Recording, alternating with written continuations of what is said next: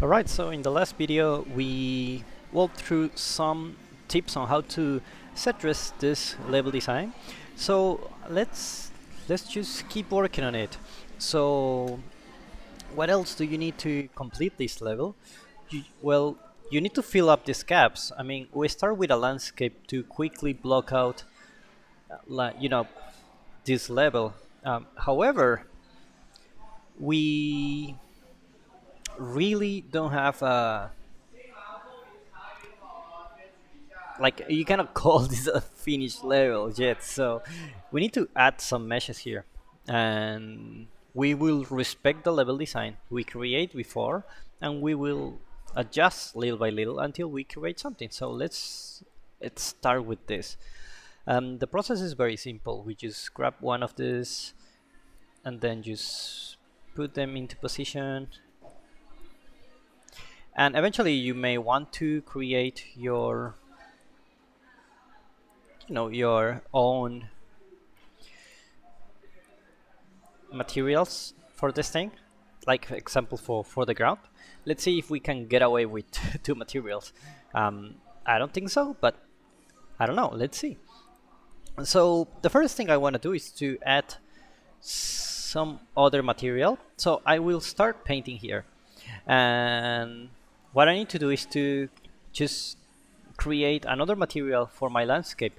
So if I go to my landscape and I can open my material instance and then my landscape material, like you can see I have these two materials that blend together, and I have here a layer blend. So let's create another one. Let's go to our Megascan surfaces and let's check which one of those could be a potential texture here. Okay, so maybe this one could be, maybe rocks, or what about this? This is another rock. This is brick. I think this one we are already using here. Let's keep looking. Actually, we're using this one, so what we're gonna do is to use maybe this one here. Could be. So let's Control B to find it in the content browser, and here I have my maps. So what I will do is just drag them here into my landscape. And if you're curious about this landscape, check the videos about the landscape materials we create before, so you can, continue to create a setup like this with the auto material. But what we need to do is to add another material here. So what I'm gonna do is to drag these nodes and then click Make Material Attributes, and this will allow me to create a new material inside a material. So I will drag my base color, I will drag my normal map here, and I will drag my roughness.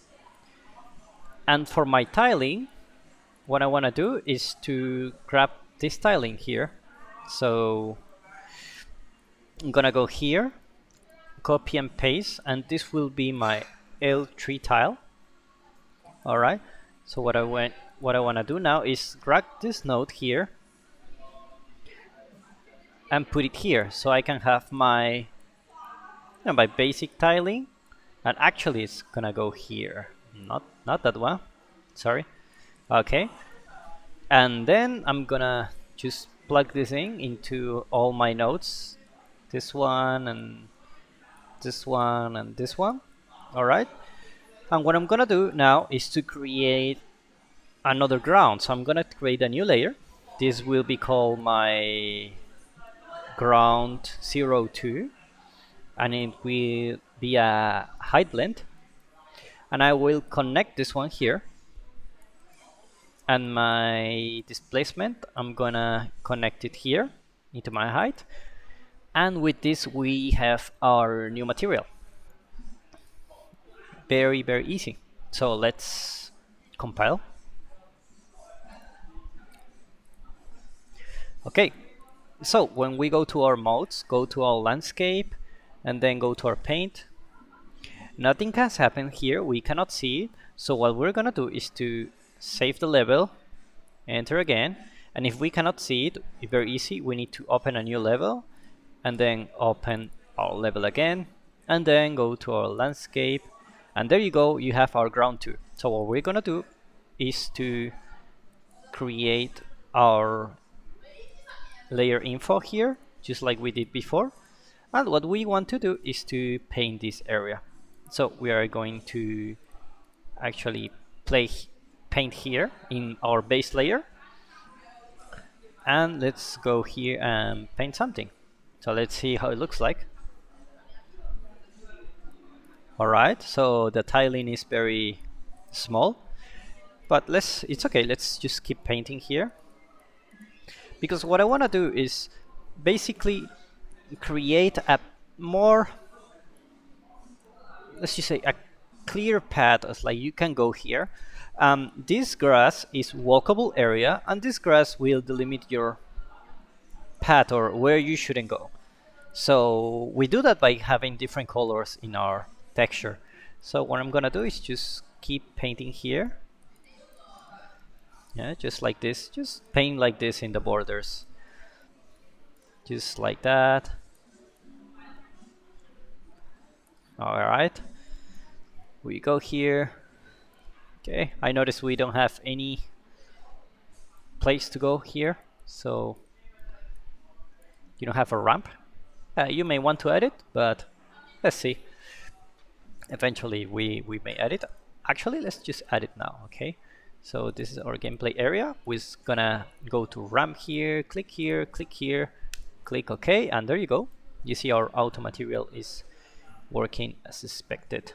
Alright, so let's fix this tiling here. Let's go to our material instance. And what we're gonna do is to change the tiling to something very small, like maybe 0.1, 0.2, 0.15 could be.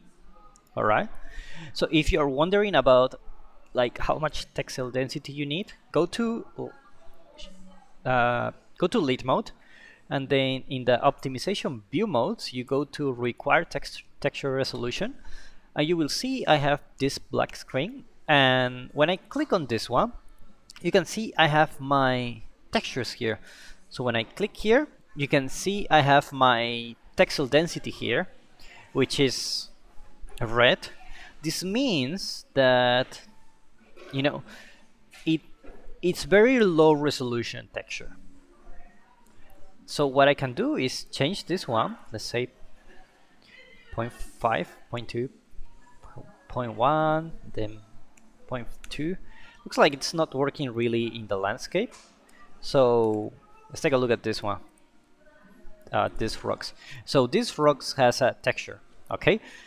And how do you see if the texture resolution is right? Well, the red areas are under resolution, they will look blurred. However, if you move the camera far away, you can see the texture resolution is quite enough.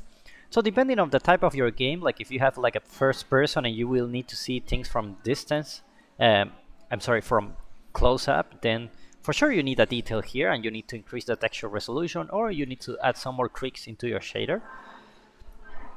For us, we're gonna use the eye. Let's just put maybe 0.5 here, 0.3, and you see that tiling here. We're gonna fix that by blending these two materials.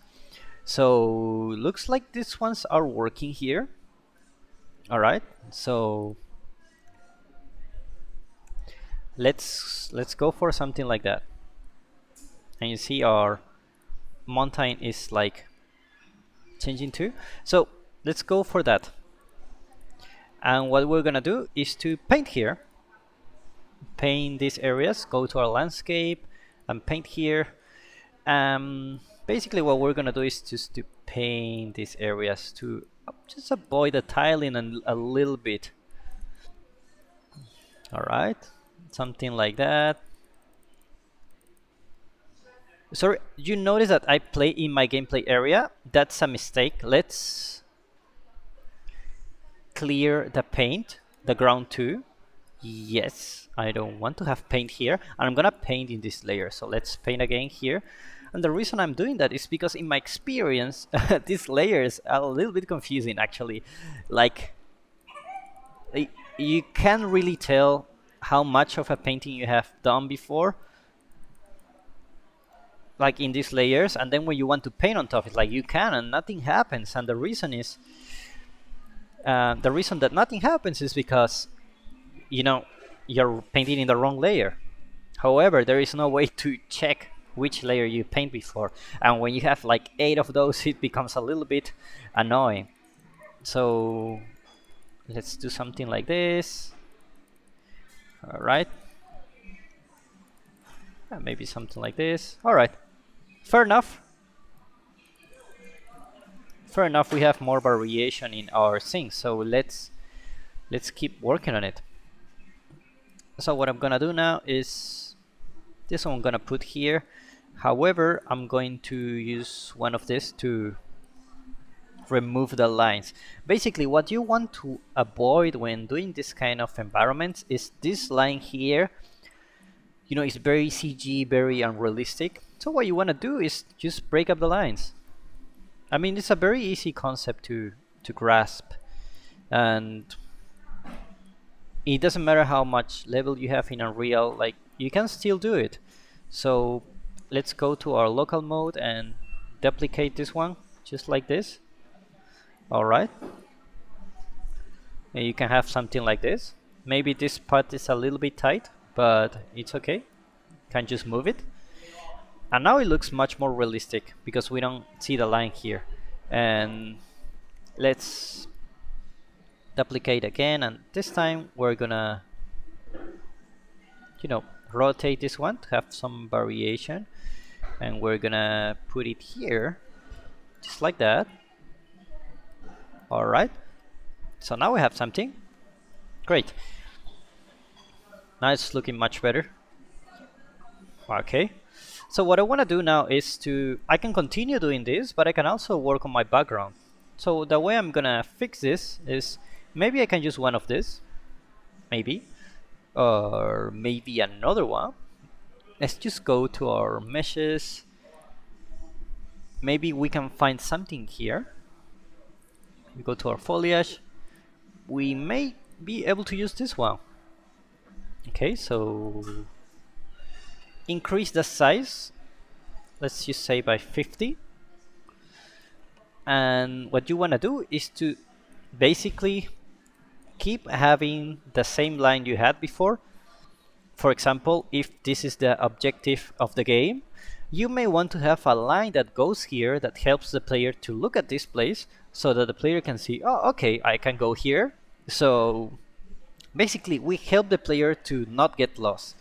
And maybe you will see, but it looks better like this. I don't know.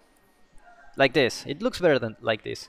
And in many cases, yes, the way you do your art, if you do it a very different way, of course it will look better. However, if you are making a game, you need to make sure that the player doesn't get frustrated. So let's increase the size here by maybe 75, something like that.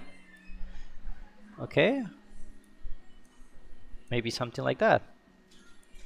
Okay, let's go back here, and what we can do is to create something like that. And at this point, like, if you don't like your landscape, you can always change it, you know. We're not committed to any idea, right? And of course it serves as a blockout, but use the tools, like not let the tools use you, like, okay, I'm constrained to the process or something like that. Just have fun with it. So let's do the same here. What we can do is just go here and create a path here, and there you go. Now you have something different. So we can continue doing the same here.